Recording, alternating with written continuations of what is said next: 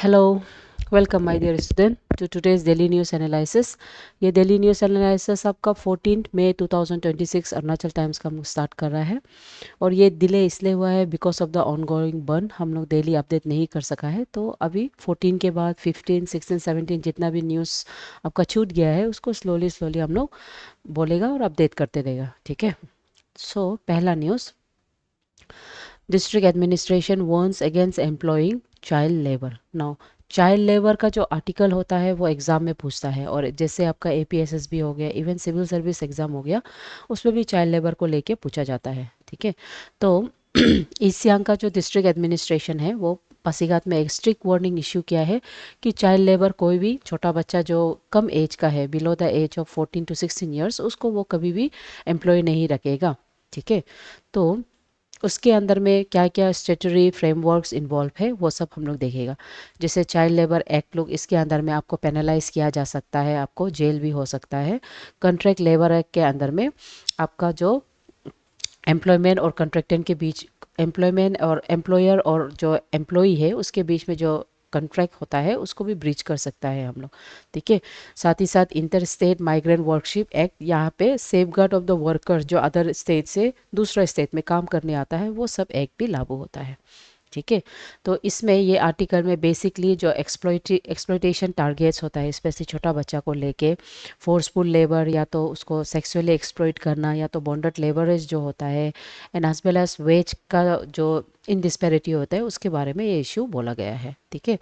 तो एग्ज़ाम के लिए आपको ये याद करना है, आर्टिकल 24 ये प्रोहिबिट करता है चाइल्ड लेबर को, यानी कि कोई भी बच्चा काम करने ला वो मैंडेटरी 14 ईयर से अबव होना पड़ेगा, ठीक है। उसके बाद दूसरा है आर्टिकल 23, ये प्रोहिबिट करता है एनी फॉर्म ऑफ ट्रैफिक या फोर्स लेबर, ह्यूमन ट्रैफिकिंग जो होता है, बेगर होता है, बॉन्डेड लेबर होता है, वो सबको ये मतलब रिमूव करता है, उसके अगेंस्ट में है, ठीक है, आर्टिकल 23। उसके बाद आर्टिकल 21A जो होता है वो राइट टू एजुकेशन के अंदर में आता है। ऐसा राइट जहाँ पे कंपलसरी एजुकेशन देना है बच्चों को फ्रॉम 6 to 14 ईयर्स तक। उसके बाद डायरेक्टिव प्रिंसिपल में आपका आर्टिकल 39E एंड F के अंदर में जो tender as of the children है वो लोग को कभी भी एक्सप्लॉइट या तो अब्यूज़ नहीं करना है in the name of economic necessity, okay.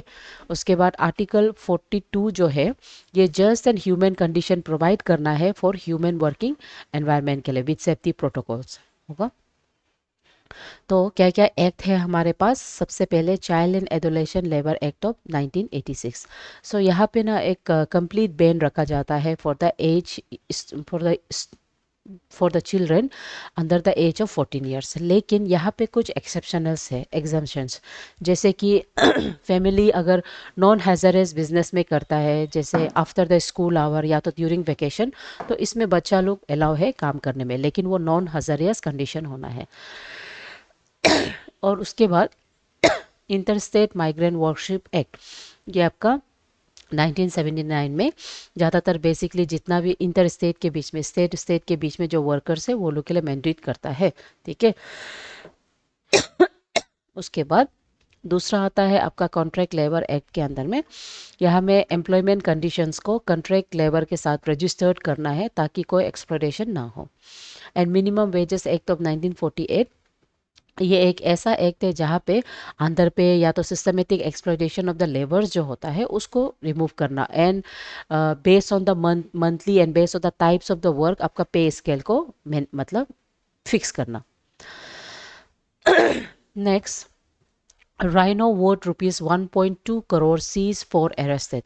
So Rhino horn worth rupees 1.2 crore, ये आपका joint operation Balijan police and state forest department Hollongi के साथ along with the adjacent area bordering of the Assam under the superintendent of Papum Pare तारुगुसर के अंदर में, ये जो बालीजान पुलिस लोग है बेसिकली दे हैव कैप्चर्ड, यानी कि जो पोर्चर्स लोग है वो लोग अराउंड 1.2 करोड़ ऑफ राइनो का जो हॉर्न को स्मगलिंग कर रहा था उसको पकड़ा गया है, ठीक है। तो ये आपका होलोंगी पपुमपरे डिस्ट्रिक्ट में अरुणाचल का अरुणाचल और असम का तिक बॉर्डर एरिया में पकड़ा गया है। डन।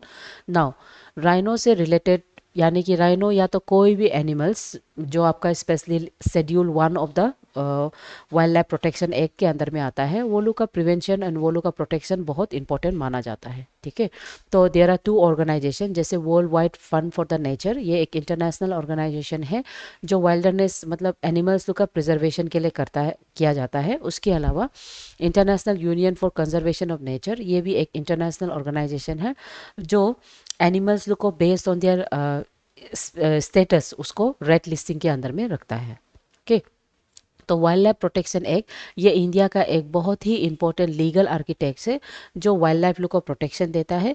और इसी के अंदर में जो राइनो है, जैसे टाइगर हो गया, ये लोग शेड्यूल 1 ऑफ द लिस्टिंग मानता है, जिसको highest legal protection in India दिया जाता है। ओके, तो इसके अंदर में कोई भी एनिमल्स अगर होता है और उसका अगर इलीगल पोर्चिंग उसका होता है तो वो लोग पनिशेबल ऑफेंस के अंदर में आ जाता है।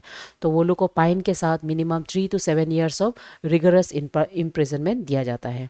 तो as of now there are around different types of rhinos, तो हर एक राइनोस का अलग अलग कैटेगरी है और ये आपको डिटेल में सिविल सर्विस के लिए बहुत ज़रूरी हो जाता है। जैसे राइनो स्पीसीज में great horn rhino, great one horn rhino जिसको हम इंडियन राइनो बोलते हैं, वो वल्नरेबल का स्टेटस में है। वो इंडिया में ज़्यादातर असम में and West Bengal and also neighbouring state Nepal में भी पाया जाता है। वाइट राइनो नियरली थ्रेटेंड, ये आपका सब सहारियन अफ्रीकन रीजन में मिलता है। Black rhino critically endangered list में, ये आपका ईस्ट एंड साउथर्न अफ्रीका में मिलता है। जावन राइनो क्रिटिकली एंडेंजर्ड, ये आपका कुजेंग कुलांग नेशनल पार्क जो इंडोनेशिया में है वहाँ पाया जाता है। सुमत्रन राइनो ये भी क्रिटिकली एंडेंजर्ड है, ये आपका सुमत्रा एंड बोर्नियो यानी कि इंडोनेशिया में पाया जाता है।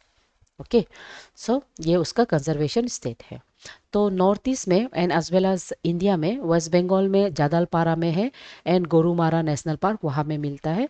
एंड नॉर्थ ईस्ट बोलने से असम में ये काजीरंगा में इसका सबसे ज़्यादा मिलता है पॉपुलेशन। उसके अलावा पोबिट्रो वाइल्ड लाइफ सेंचुरीज में, ओरांग में and Manas wild life centuries में भी मिलता है। Okay, so Indian rhino vision ये एक बहुत ही इंपॉर्टेंट कंजर्वेशन स्ट्रेटजी है जिसको इंडिया स्टार्ट किया है और इसमें ज़्यादातर प्रोटेक्टेड सेंचुरी सबका असम के एरियाज में इसके बारे में डाला गया है। नेक्स्ट, कंडू ग्रीड्स Rangaswamy on taking oath as Puducherry chief minister. So Puducherry एक इम्पॉर्टेंट यूनियन टेरिटरी है जिसको एग्जाम में पूछता है। So as of now 5th term में उसका जो चीफ मिनिस्टर है of the union territory Puducherry Rangaswamy who is also considered as the founder of All India and NR Congress, जो आपका एनडीए लेड गवर्नमेंट के साथ वो ये यूनियन टेरिटरी में अपना मिनिस्ट्री फॉर्म कर रहा है। सो उसको आवर मिनिस्टर यानी कि Pema Khandu and deputy chief minister Chowna Mein they have congratulated him on taking oath as the 5th time chief minister of Puducherry. Okay, तो ये हो गया आपका डाटास डन। तो एग्ज़ाम के लिए ये इम्पोर्टेंट है क्योंकि Article 239A of the Constitution by 14 Constitutional Amendment Act of 1962 Puducherry को एक कॉन्स्टिट्यूशनल लेजिस्लेटिव असेंबली का स्टेटस देता है along with the union territories. Okay, उसके अलावा यहाँ पे पुडुचेरी में आपको पता है जैसे यूनियन टेरिटरी होने से वो लेफ्टिनेंट गवर्नर या तो गवर्नर के अंदर में उसका प्रोविजंस आ जाता है।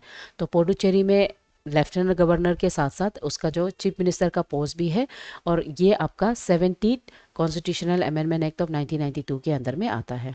और ये लोग जो ये वो एक्ट है जहाँ पे पुडुचेरी का जो असेंबली इलेक्टेड पर्सनस होता है वो लोग directly election of the president of India उसमें भी वो लोग वोट मार सकता है, जिसको हम लोग इनडायरेक्ट इलेक्ट्रोल सिस्टम बोलता है। ठीक है, तो आर्टिकल 164 ये एक ऐसा आर्टिकल है जहाँ वे गवर्नर को as a administrator on behalf of the president of India आपका यूनियन टेरिटरी में रहने, यूनियन टेरिटरी लाइक पुडुचेरी में रहने का प्रोविजंस देता है। ठीक है, डन। सो अभी हम क्या करेगा, पुडुचेरी का जो हिस्ट्री है उसको हम लोग देखेगा।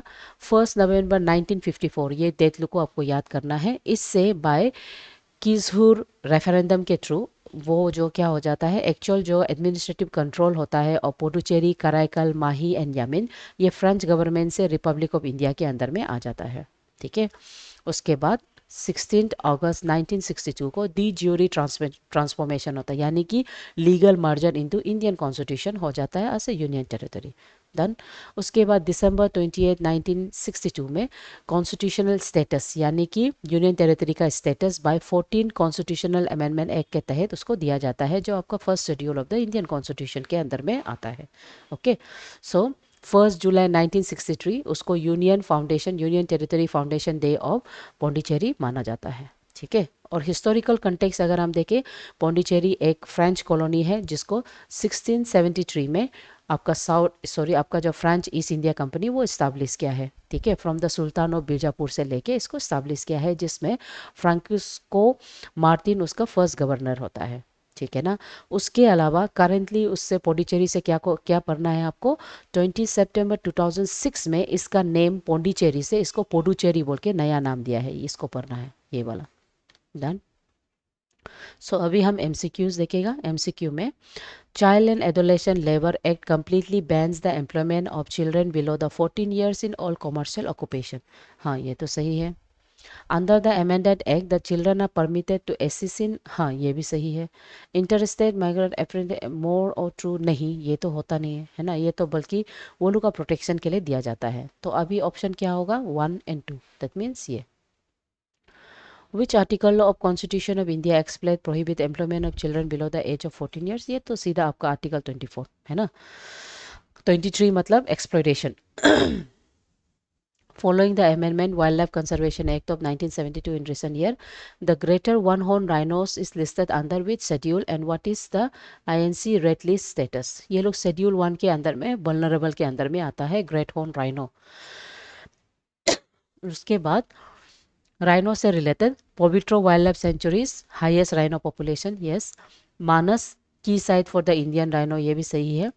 जलदपरा मेजर हैबिटेट सिचुएट, ये गलत हो गया, जलदपरा असम में नहीं है, वेस्ट बंगाल में है ना, तो इसलिए ये गलत हो गया, ये और ये सही हो गया, ये होगा। उसके बाद यूनियन टेरिटरी ऑफ पुडुचेरी बस एनेक्टेड, ये तो सीधा आपको हम पहले भी बताया है, 14 constitutional amendment act of 1962। Okay, de facto यानी कि लिबरेशन डे, ये तो 1954 में था। Transfer day, legal transfer 1962। Renaming, ये ठीक है। तो ऐसा ज़्यादातर ऐसे फॉर्मेट में क्वेश्चंस आपको सिविल सर्विस में पूछा जाता है, तो इसमें ऑप्शनल बी होता है आपका। ओके, एमसीक्यू के बाद आपका मेंस का क्वेश्चन में इफ़ यू सी, हाँ चाइल्ड लेबर और फोर्स लेबर को लेके पूछ सकता है। ठीक है, यानी कि डिस्पाइट स्ट्रॉन्ग लेजिस्लेटिव मेजर्स के बाद स्टिल ये जो complete eradication at the grass root level नहीं हो रहा है, what might be the reason, ये आपको पूछा जा सकता है। उसके बाद both New Delhi and Puducherry union territory है ना, दोनों के पास इलेक्टेड असेंबलीज है, एडमिनिस्ट्रेटिव कॉन्स्टिट्यूशनल गवर्नमेंट है। फिर भी दोनों के गवर्नर के बीच का जो पावर है, कंट्रास्टिंग पावर को लेके आपको क्वेश्चन पूछ सकता है। ये बहुत इंपॉर्टेंट क्वेश्चन है जीएस पेपर 2 के लिए। उसके बाद वाइल्ड लाइफ से रिलेटेड है ना, वाइल्ड लाइफ यानी कि जो हैबिटेट लॉस हो रहा है, यानी कि इलीगल पोर्चर्स हो रहा है, इससे क्या इम्पैक्ट पड़ सकता है आपका इकोलॉजी में, आपका हैबिटेट्स में एंड एनिमल्स में लेके क्वेश्चन पूछ सकता है आपको। ठीक है, तो आज का न्यूज़ इतना ही है। Daily thought of the day को हम लोग पुट नहीं किया, वेरी सॉरी, लेकिन बाकी जितना क्वेश्चन है आप लोग उसको गो थ्रू करिए, सॉल्व कीजिए। Okay, thank you my dear student.